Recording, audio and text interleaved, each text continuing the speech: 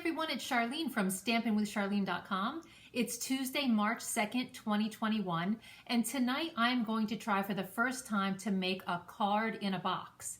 This is a template that's been around for a while, and I've always admired when I've seen one, but I've never tried it. So I'm going to try it tonight just for you. I am going to use the Flowering Cactus Medley, which is in the current mini catalog. And let's get started, and we're going to do this together.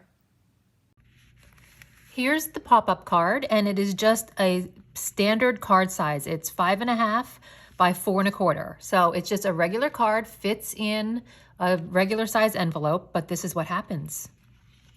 When you take it out of the envelope, it pops up into a box.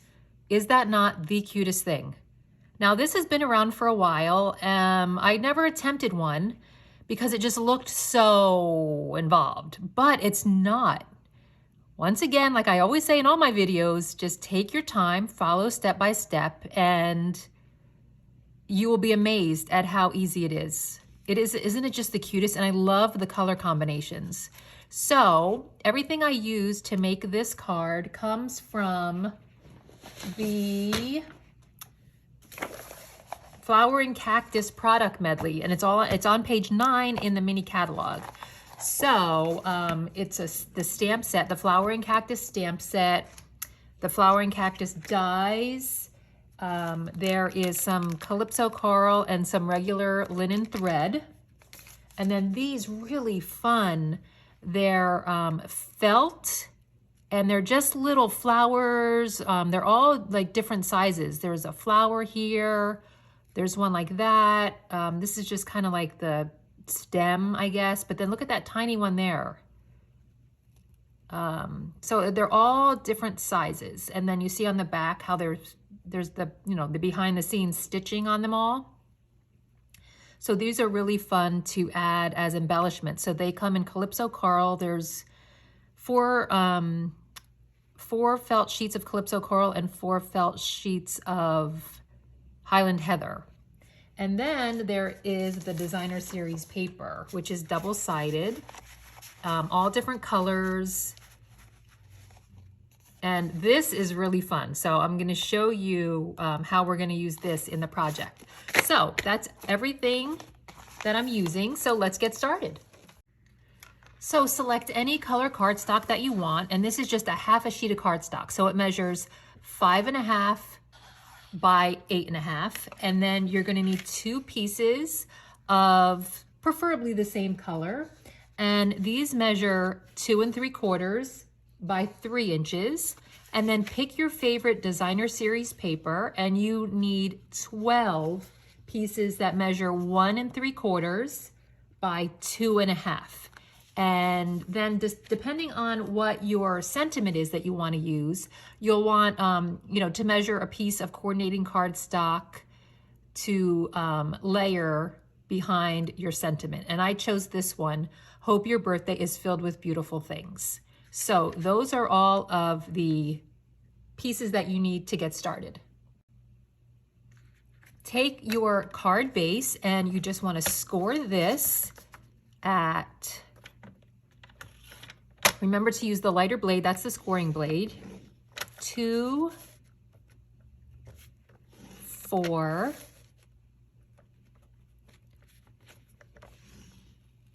6, and then extend your arm, and you want to finally score it at 8 inches, and then flip it around, and you want to score it in half, which is 2 3/4 inches.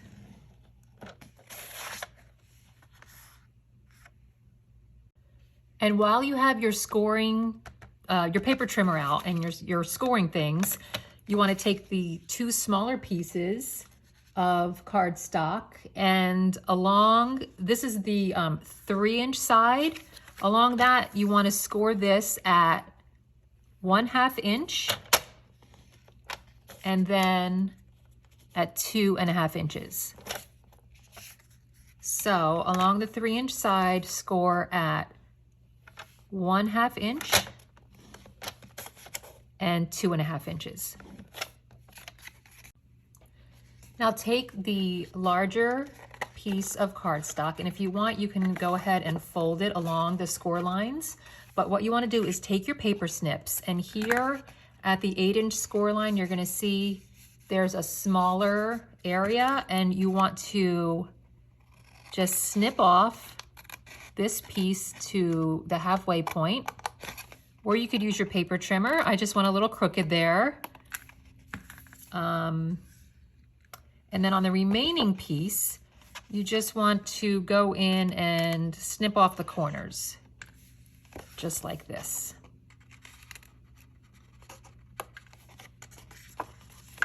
Okay. After you take that piece out, then you want to take your snips and go along the score lines and just trim up to the score line that you made at the halfway point, like that. And make sure you do this on the side where you took out the piece of paper. So just snip this up. You could use your paper trimmer if you want to. I'm just going to use my paper snips because the card itself is such a wow that I don't think anybody's going to look at it and say, oh no, you're like, a 1/16 of an inch off there. Okay, so there is your basic box. So now we are going to add our tear and tape adhesive. I added tear and tape adhesive to this little flap here, and then to the sides of each one of these two pieces that we already cut out and scored.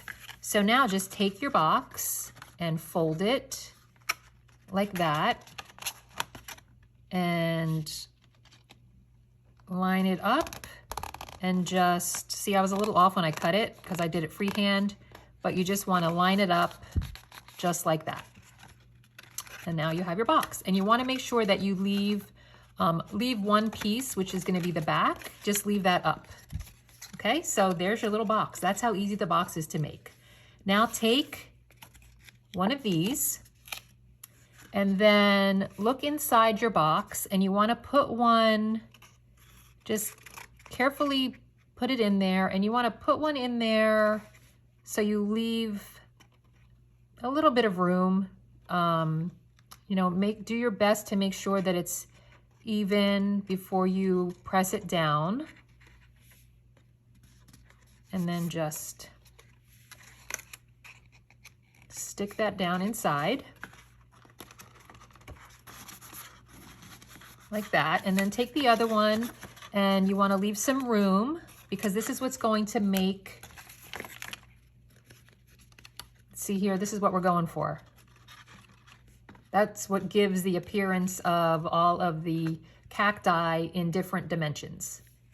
So we're going to take the next piece and leave a little bit of space and put this inside there like that. And that is all there is to making this pop-up card box. It's way easier than it looks. And now all you need to do, if I can get my shaky hands to just stick that in there, now all you need to do is decorate it. So let's start decorating. To save time, I'm not going to go around and put all the designer series paper on my sample here that I'm making for you, but just take all the pieces of designer series paper that you cut out and use your adhesive of choice. I used my multi-purpose liquid glue, and just adhere the designer series paper to each one of the little rectangles around the whole outside of the card and then on the inside of the box. And if you want to make sure, if you see what I did here, so this is my back, and I just made sure that the pattern, if you want to pay attention to the direction of the pattern, I made sure that the cactus, that this piece of paper, that the cacti were all going in the same direction. But that's up to you, and it all depends on the pattern of the paper that you pick. So that's what you do with the designer series paper. Just make sure you go around and add it to all of the squares or the rectangles on the outside and the rectangles on the inside. So let's take a closer look at how I decorated this one, and I'm going to show you how I did it. I used these 3 dies from the coordinating die set, and for this, the cactus in the back, you'll notice that it has, can you see there, it has some little holes in it and it has score lines in it.